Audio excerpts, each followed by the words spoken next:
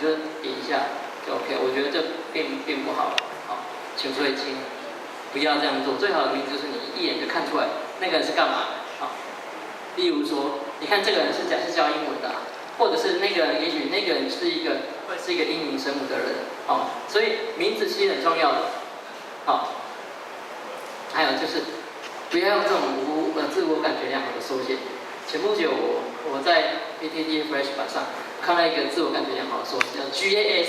我想啊，什么是 GAS？ 我已经落伍了，我已经没有学过这东西，就是 Go to and Start， 哇，恍然大悟，有那种被醍醐灌顶的感觉。原来现在年轻人已经有那种新一代的缩写出来了，啊，那 GAP 原来是 Go to and Play，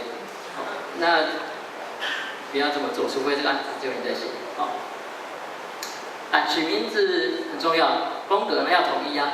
因为其实，在不管是变数、function的命名，其实很多种方法，有什么匈牙利命名法，然后有那个骆驼式命名法，有些人就是直接用底线分隔就处理掉，好，所以很多种。但是呢，如果你要用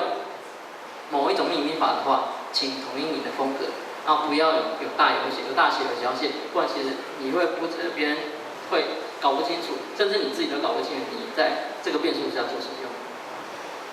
然后这是我自己的个人习惯啊。我个人习惯的话，我的类别名称，例如说，如果以 my class 的话，我会用 my M 跟 C 用大写，然后其他是用小写。那如果是常数的话呢，我会用全部给它大写。如果是 private 的变数，会前面加一个底线。那其他像 function 的名字啦，然后参数的名字啊、区域变数啊这些，我会个人会习惯用小写。好，所以我刚刚其实前面那个国语那个警告，这意思就是说，其实这有些是有一些个人习惯，不代表这就是对的，不代表你就要这样做，只是我提出来跟大家分享。好，然后呢，其实这个 function 的命名那个呼叫哦，我记得一开始我刚学程式的时候啊，例如说我今天写个 function 叫做get member 好，就是要把 member 抓出来，结果写一阵子发现，我好像我觉得 user 好像比较好，或者是我发现应该是说我写一写的发现原来我 member get member 我已经写过这个 function， 然后我根本忘记这回事，因为我用的名字就太普通太一般了，或者是太容易混淆，到底是 get user get 什么东西，反正就是其实没有，因为我那时候并没有建立自己的一个 code 的习惯，直到最近才有比较就是稳定下来了。那之前都会写得很飘，有时候会用骆驼式的写法，有的时候会用这种底线，好。还有最后你的那个在变数里面呢，或者你的命名，尽量不要用最高级这样的形容词，因为最高级这样的形容词，其实万一哪一天你上面还有老大，或者是你要在扩充的时候，你会发现你的最高级上面，例如说可能 top 什么什么，你变成 top 2，那真的很逊。那如果你怕你的名字会跟人家冲突的话，没关系，在 AS 里面有package 跟 namespace 可以用，所以你就用这个就不会跟他打架。package 的使用惯例是我这个人通常会把名字，就是网址倒过来写，红色那部分啊，所以除非应该说我们大部分网络上面下载到的范例其实都是长这样子，你会看到例如说 ORG 啊，或者是那个什么 COM 开头的，代表他们其实可能是某一个公司或者一个组织，然后底下反过来，例如说可能是 A.com， 然后后面才是它的类别。那如果我不喜欢，你就换掉没关系，因为现在很多工具其实已经很方便了，它会，我现在看来 ，Flash 本身好像没有这个功能啊 ，Flash Developer 好像有的样子，因为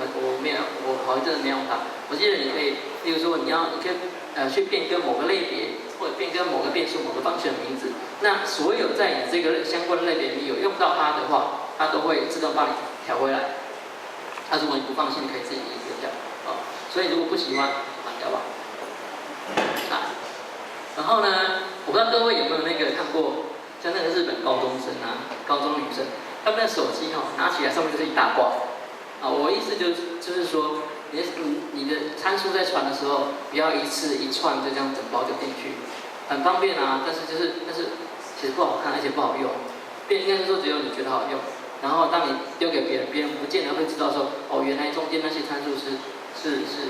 做什么？应该说，万一我想要省略中间一个参数怎么办？其实还蛮麻烦的。所以，如果说当你发现你要传的参数一大堆的时候，那我建议各位可以把，你这其实就是也许你要该写 helper， 或者是该写一些再另外写类别来包你这些物件，而不是整个孤脑的把它丢进去。那有的人在new一个 object 出来的时候，他会习惯把那个一堆参数直接丢到那个建构子里面去，然后让它长出一个物件。那上面这种其实跟下面这种，它们的效果应该是一样的。然后，但是我想我个人比较喜欢下面的这样的写法，因为它应该清楚的多了哦。那所以这个人喜好问题，我个人比较喜欢第二种，就是先把它 link 回来之后，一个一个那个 attribute 一个一个属性再来。好，如果你想要让你的使用者轻松一点，或者因为你知道这个 parameter 实在太长，大家在讲输入一样的东西的时候，你可以帮他直接带 user， 就是当他即使没有输入，其实也无所谓。所以例如说他只要呼叫 set user， 它自动会把 guest 的这个字串带到你的那个程式码里面，这是一个蛮贴心的做法。但是呢，我们看一下这个 book 等于 new， 然后 hello A 是3 true false。哇，这如果没有看 book 那一个类别的建构之后，其实我不知道它这个 true 跟 false 代表什么意思。其实这样做就是你自己用 OK 啊，可是当你丢给别人的时候，别人会困惑，会困扰。所以那怎么做会比较好？我会建议你可以用类别的变数，或者用一些常数来代表你那个字的意思。例如说，hello A3 book is available， 或者 book is stopped， 就是会至少我把它们其实也许代表是一样的意思，可是它可以把它丢进去里面，然后让你可以更清楚的知道说我这个建构是我丢进的参数是做什么用。那通常我们在写 method 的时候，写 function 的时候，我们尽量把握一个原则是好用、好记、好联想啊。那例如说，当你写了一个 insert item at 一个地方的时候，然后通常如果我是这个 API 的使用者，我就会想说，你有 insert item at， 你应该会有一个 remove item at， 然后或者一个 add item， 或者是 append item， 类似这样的东西，就是一些动词是一样的，动词然后后面 item 是一样的，我可以在任意地方塞东西进去。所以这个是一个如果我是使用者，我会去想说你应该会有这样的东西出来。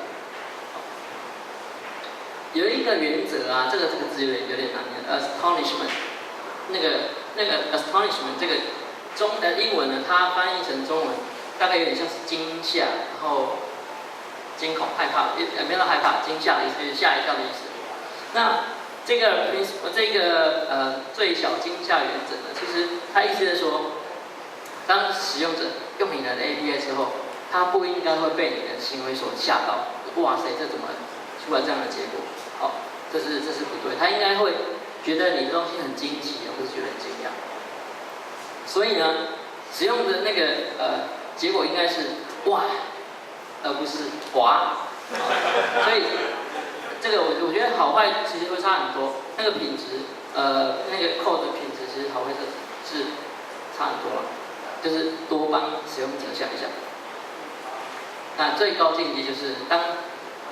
例如说像我们刚刚讲的，那个 insert item a，remove item a， 用起来就像是你在用Flash 那个 AS 的内建 API 的话，它其实就不会特别去讲说，原来这个是什么第三方开发出来的 API， 因为它跟你的 API 可能跟原生的跟内建的 API 可能长得比较像，所以呢，你透过你就仿着它方法，也许你做出来之后，他就不会觉得原来他是在用别人的东西。这是一个蛮高的境界了。当然，其实我会建议各位写程式要记得写注解啊。听说是写文件，听说之前好像不写文件还不写注解，好像某个东西会变小，所以我建议大家是写注解啊。注解其实怎么写呢？不是说不是等下就好。这个地方其实我个人的习惯是，我会在这个类别的上面会写说，我这个类别是要做什么用的，然后要如何使用，可能附一个简短的范例，然后就附在这个上面的那一段注解的地方。然后也许需要的话，我会在每个方选的上面再加一段注解。那写这样的形式的注解的好处就是，你可以通过 ASDoc 这个工具，可以把它转成一个 HTML 或者转成一个现成的文件，让你可以直接就知道可以有个东西有文件出来，你不用再刻意去刻。但是如果你要写像这种，例如说不可抗加等于1，后面斜线书本数量加1，这就不要写了。这个我觉得写这种是侮辱各位的智商，千万不要这样做。注解，所以注解这种东西就是你去解释怎么用，然后做什么怎么用就好。然后呢，你不要解释太多我为了什么开发这个东西，然后我在改版的过程中做了什么事情，心路历程其实不用交代太清楚。心路历程你可以写在changelog上面，你不要把它写在注解里面。其实就是你每一次改版改了什么东西，为什么改，这些你可以写在changelog里面。那